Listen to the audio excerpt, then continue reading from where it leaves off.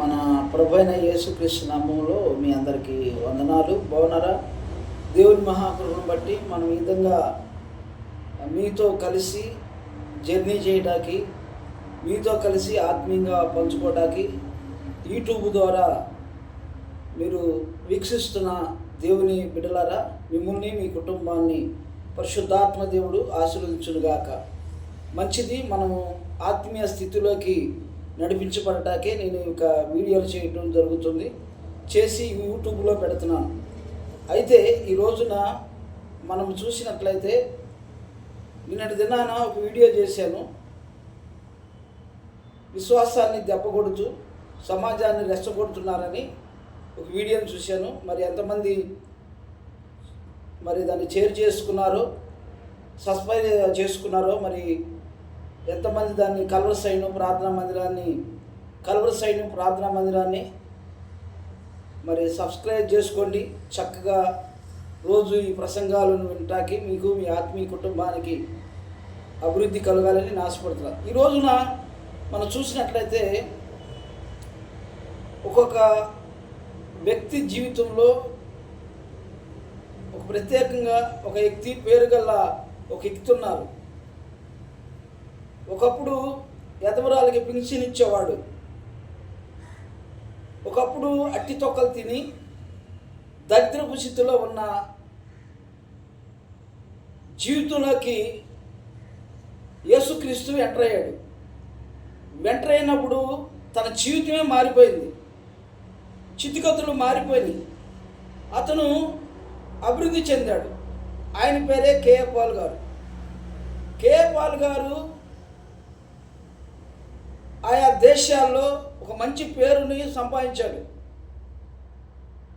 ఒక ఫ్లైటు మా ఆంధ్రప్రదేశ్లోకి గుంటకరంలో మీటింగ్ పెట్టినప్పుడు అది పట్టలేదు. చాలామంది రాజకీయం కలిగిన వాళ్ళు చాలా సపోర్ట్ ఇచ్చారు కేఏ పాల్ గారికి. కేఏ పాల్ గారు అంటే ఒక గౌరవం. ఈయన చెప్పే మాట ఎట్టుందంటే, ఈయన గొప్పతనాన్ని బట్టి ఏ రాజకీయకర్త ఆయన కాళ్ళ మీద పడి మొక్కల. ఆయన నమ్మిన దేవుణ్ణి గొప్పవాడని, ఆయన సేవకుడని గౌరవించారు. ఇక్కడ మీరు బాగా ఆలోచించాలి. ఎవరు మనిషిని బట్టి ఎవరు మన గౌరవించరు, మన నమ్మిన దేవుడిని బట్టి గౌరవిస్తారు. అది క్రిస్టియన్లు కావచ్చు, హిందూ సహోదరులు కావచ్చు, మన క్రిస్టియన్స్ కావచ్చు, ఎవరైనా మన నమ్మిన దేవుడు పరిశుద్ధుడు కనుక, ఆ పరిశుద్ధుడు దేవుడిని మనం ప్రకటిస్తున్నాం కనుక వాళ్ళు గౌరవం చూపిస్తారు. ఎందుచేత? మనలో ఆయన ఉన్నాడని. ఇప్పుడు రాను ఏమైందంటే కేఏ పాల్ గారి జీవితంలో దేవుడు అతనిలో నుంచి వెళ్ళిపోయిన తర్వాత ఒక కామెడీగా చూస్తున్నారు, వేలన చేస్తున్నారు. ఆయన లేడు, ఇప్పుడు వెళ్ళిపోయాడు. ఎందుకంటే ఎప్పుడైతే రాజకీయంలో ఎంటర్ అయ్యాడో దేవుడు దూరం అయిపోయాడు ఆయనకి. ఇలా ఎవరు గౌరవిస్తున్నారు చెప్పండి? ఇప్పుడు మీడియా వాళ్ళు కూర్చోబెట్టి ఎగతాలుగా మాట్లాడుతున్నారా? చూడండి, ఎవరు గౌరవించరు. అందుచేత భక్తికి రాజకీయానికి సంబంధం లేదండి. ఇది మీరు బాగా ఆలోచించాలి. ఇప్పుడు ఎవరు ప్రభుత్వాలు వాళ్ళు రాజకీయాల్లో రావడానికి ప్రయత్నం చేస్తారు. దేవుని పిల్లలుగా మనము వాళ్ళకి భక్తిని నేర్పుతాం, మన ప్రేమను వాళ్ళకు చూపిద్దాం. దేవుని యొక్క ప్రత్యక్షతను మన నోటి మాట ద్వారా, మన పరిశుద్ధ మాట ద్వారా వాళ్ళ జీవితాన్ని ఆత్మీయంగా మార్చేద్దాం. అది రాజకీయంగా ఉన్నవాళ్ళు కావచ్చు, ఎవరైనా కావచ్చు. ఆ రోజు కేఏ పాల్ గారికి గుంటూరులో ఎమ్మెల్యే గారు నేను దగ్గర నుండి చూశానండి. గుంటకరంలో తిరిగితే ఎంతో మర్యాద, రెస్పెక్ట్ ఇచ్చారు. ఇలా ఎవరైనా ఉన్నారా కేఏ పాల్ గారికి రెస్పెక్ట్ ఇచ్చేవాళ్ళు? కానీ ఆయన స్థాయి ఏందో తెలుసా? గొప్ప దేశాలు తిరిగాడు, తక్కువ చదువైనా దేశాలు తిరిగాడు. ఎప్పుడైతే దేవుడు తనలో నుంచి వెళ్ళిపోయాడో ఫస్ట్ పట్టాడు. నేను ఒకటి గుర్తుపెట్టుకోండి, ఈ మధ్య అజయ్ బాబు అని మీరు పిలుస్తున్నారు మీటింగ్కి. ఇంకా కొంతమందిని మీరు ఎట్టబడితే అట్ట మాట్లాడే వాళ్ళని పిలవకండి దయచేసి సేవకులారా. అలా అరిస్తే మనకేమొస్తుంది? పేరుకేమో క్రైస్తవులను అడ్డం పెట్టుకుని మీ ఇష్టం ఉన్నట్టుగా మాట్లాడితే తగ్గుద్ది. అసలు రాజకీయాలతో మనకేం పని అండి? రాజకీయాలతో నీకేం పని? ఒక క్రిస్టియన్ చెప్పుకుంటూ దానివల్ల నీకు వచ్చే లాభం ఏంటి? ఏ పార్టీ వాడని నీకు డబ్బు ఇస్తున్నాడా? ఒకడిని పొగిడి ఒకడిని తిడితే అదేనా మనకి బైబిల్ నేర్పింది? బుద్ధి తెచ్చుకోండి రా నాయన. మీరు చిక్కులేని బతుకు పొందుతున్నారు ఎందుకు? ఒక క్రిస్టియన్గా మారి సిలువైపోయిన యేసుక్రీస్తును ప్రకటిస్తూ మీకు ఇష్టం వచ్చినట్టుగా రాజకీయాలు చేస్తారా? రాజకీయాలు చేస్తారా బైబిల్ని? మీరు ఎవరి విశ్వాసాలని దెబ్బతీద్దామని అసలు పిలిచే వాళ్ళకి, సేవకులు పిలిచే వాళ్ళకి మీకు బుద్ధి లేదు. ఇలాంటి వాళ్ళని వెళుతున్నారు. మీరు బూతులు ఆడుతున్నారు, రాజకీయాల్ని ప్రస్తాపిస్తున్నారు. అలా బైబిల్ గురించి, సత్యాన్ని గురించి ప్రకటించాలి. ఎవడో అన్యాయం చేశాడు, ఎవడో చేస్తే దేవుడు ఊరుకుంటారనుకున్నారా మీరు? ఒకడు అన్యాయంగా చంపేస్తే దేవుడు వాళ్ళని ఊరుకుంటాడా? ఊరుకుంటాడా చెప్పండి? నాబోతు విషయంలో ఏం జరిగింది? నాబోతు విషయంలో ఏం జరిగింది తెలుసా మీకు? అన్యాయంగా నాబోతుని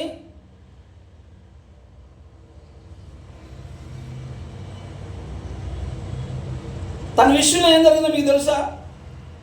దేవుడు ఊరుకున్నాడా? నాబోతు విషయంలో అన్యాయంగా అక్రమంగా పొలం తీసుకుని చంపివేస్తే నాశనం చేశాడు ఆ కుటుంబాన్ని. ఒక సేవకుడు చంపేస్తే వాళ్ళ జీవితాలు బాగుంటాయా? భక్తి కలిగిన సేవకుల్ని చేయేస్తే దేవుడు చూస్తా ఊరుకోడు. మీరేదో వచ్చి ఏదో ఇరగదిద్దాం పొడుద్దాం అని చెప్పి మాట్లాడబాకండి. వీలైతే నీకు చేతనైతే ఒక 10 మందిని తీసుకెళ్ళి ఎవరు ప్రభుత్వంలో ఆయనతో వెళ్ళి కలిసి, అయ్యా మాకు ఇది కావాలి, ఇది చేయండి అని అడుగు, తప్పు లేదు. అది ఏ ప్రభుత్వమైనా నేను అనేది, అది తెలుగుదేశం కావచ్చు, వైసీపీ కావచ్చు, ఇంకా ఏ ప్రభుత్వమైనా కావచ్చు. మంచిగా వెళ్ళి అడిగితే పనులు అవుతాయి. మంచితనం మీద దేనైనా సాధించవచ్చండి. మీ ఇష్టం వచ్చినట్టుగా నోటుకు వచ్చినట్టు మాట్లాడితే ఎవరు మనకు సాయం చేస్తారు? ఎవరు మనకు హెల్ప్ చేస్తారు ప్రభుత్వంలో? ఇది గమనించాలి. ఇది నేను చెప్పే మాట. ఎవరి మీద నేను దేశంతో మాట్లాడతారా? ఎవరు నాకు గొప్పవాళ్ళు కాదు. దేవుని దృష్టిలో మనము నీటి బుడగ లాంటి వాళ్ళవి, ఆవిరి లాంటి వాళ్ళవి. మనమెంత మన బ్రతికెంత చెప్పండి? డబ్బుందని ఇరవేయకూడదు, మన వెనక జనం ఉండాలని ఇరవేయకూడదు. ఇది గుర్తుపెట్టుకోండి. స్నేహితుడా, నేను ఎందుకు చెబుతున్నానంటే మీ మీద మీరు సోషల్ మీడియాలో మాట్లాడేటప్పుడు నేను వింటున్నా. భక్తి సంబంధించిన విషయాలు మాత్రమే సోషల్ మీడియాలో పెట్టండి.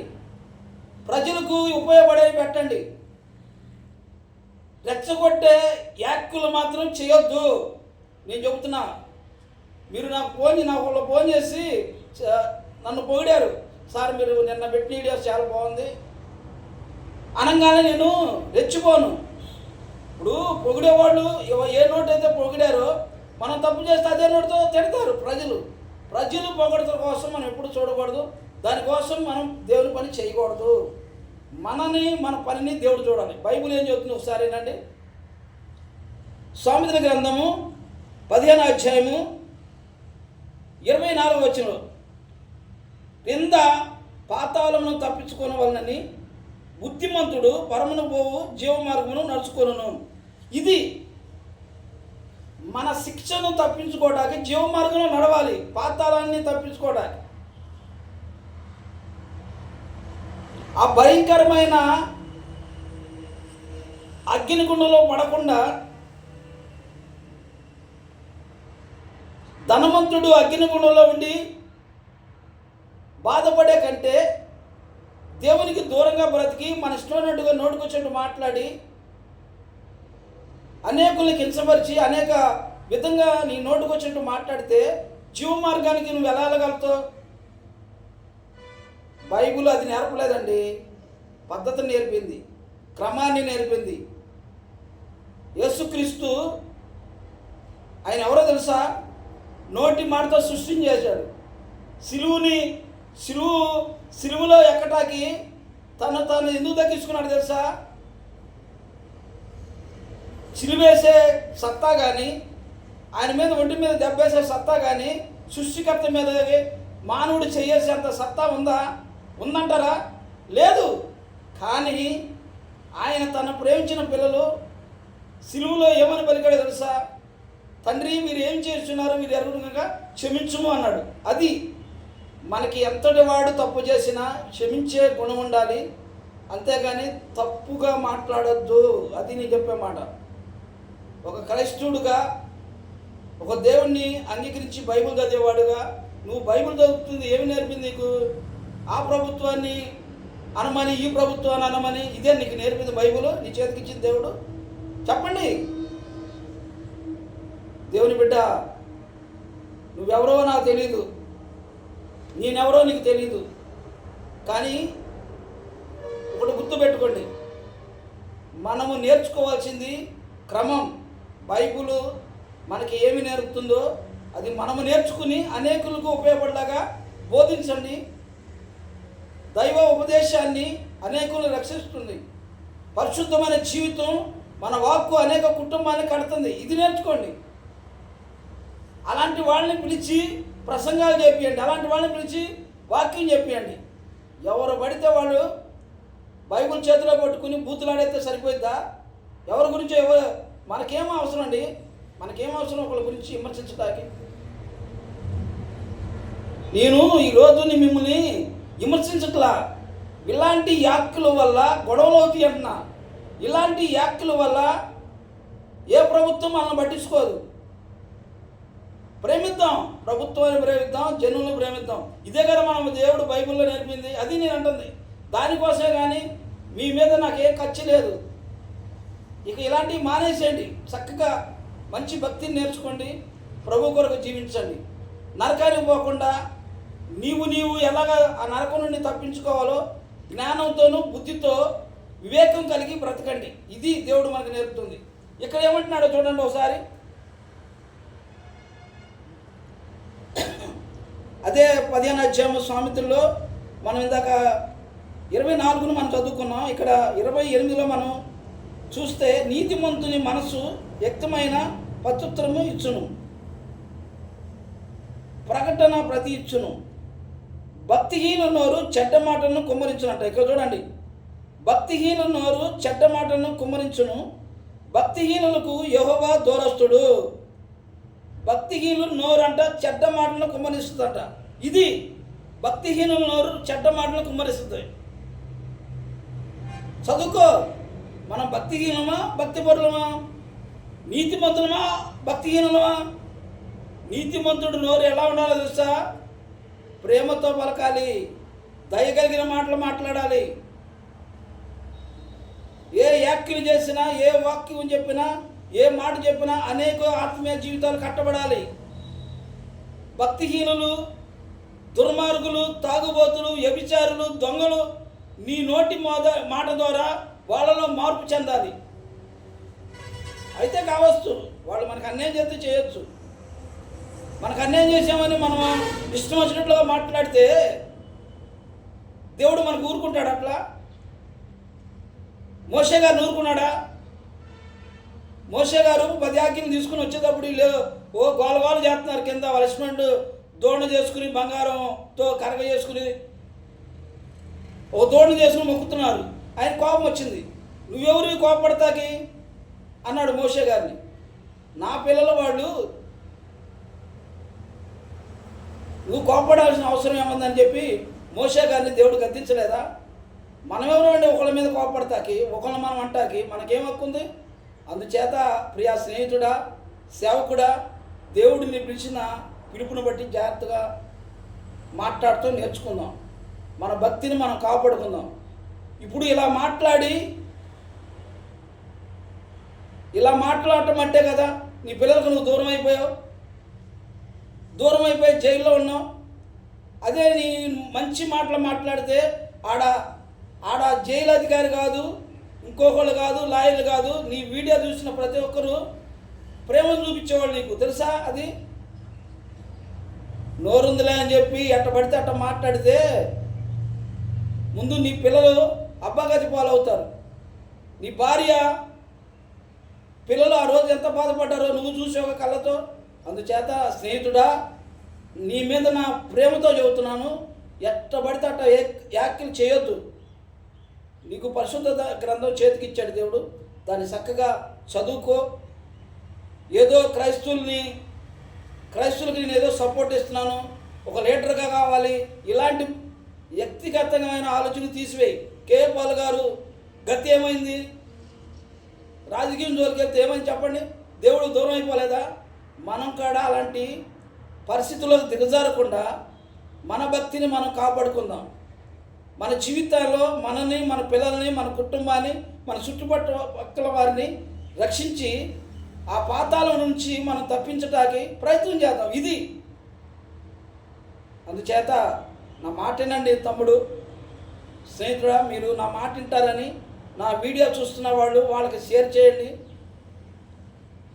కలవరి సైన్యం ప్రార్థనా మందిరం అనే దాన్ని సబ్స్క్రైబ్ చేసుకోండి. చక్కగా మీ జీవితాల్లో ప్రతిరోజు వచ్చే వర్తమానాన్ని మీ మనసును మార్చుకుంటారని ప్రేమపూర్వకంగా చెబుతున్నాను. దేవుడి మాటలను మా తమ్ముళ్ళైన వారు, మన స్నేహితులు, నా సహోదరులందరికీ కృపాక్షేమములు కలుగును గాక. ఆమేన్. ప్రార్థన చేసుకుందాం. మహోన్నతుడైన మా తండ్రి, పరిశుద్ధుడైన మా దేవ, నీకు వందనాలు, స్తోత్రాలు నాయనా. మమ్మల్ని ప్రేమించి నీ అపారమైన కృపను, కనికరమును దయచేసిన వేలాది వందనాలు, స్తోత్రాలు. మా పిల్లలు, నా తండ్రి, మా ఆత్మీయ సహోదరులు, సహోదరులు, ప్రతి ఒక్కరిని పరిశుద్ధమైన జీవితాన్ని దయచేసి జ్ఞానోపదేశాన్ని మాట్లాడే కృపను వారికి దయచేయండి. భక్తిహీనమైన మాటలు, దురుద్దేశమైన మాటలు, కుట్రతో కూడిన మాటలు, ఎవరిని మేము తోలనడక దైవోపదేశమును 10 మందికి పంచిపెడుతూ పరిశుద్ధ జీవితాన్ని మేము కలిగి ఉన్న ఈ పరిశుద్ధ జీవితాన్ని అనేకులకు పంచుతూ అనేక కుటుంబాలు ఆత్మీయంగా కట్టబడాలని నీ సన్నిధిలో ఆశపడుతున్నాం తండ్రి. అలాగే మా తమ్ముళ్ళను, నా సహోదరులు, నా జత పని వారిని, సేవకులు అందరి కాడ బైబిల్ను చక్కగా చదువుకుని మా శత్రువులు కాడ ప్రేమించే మనసును దయచేయండి. అటువంటి కృప ధన్యతను మాకు అనుగ్రహించమని ఈరోజు సోషల్ మీడియాలో ఇష్టానుసారంగా మాట్లాడుకుంటున్న బిడ్డలను ప్రేమించి వాళ్ళకి రక్షణ కలుగు చేసి వాళ్ళు కూడా తండ్రి పరిశుద్ధమైన జీవితం జీవిస్తూ వాళ్ళలో ఉన్న దుర్బుద్ధిని తొలగించి పరిపూర్ణమైన మనసును వారికి దయచేయమని, క్రీస్తు యేసు కలిగిన మనసు ప్రతి ఒక్కరికి దయచేయమని యేసు నామమును బట్టి ప్రార్థిస్తున్నాము తండ్రి. ఆమెన్.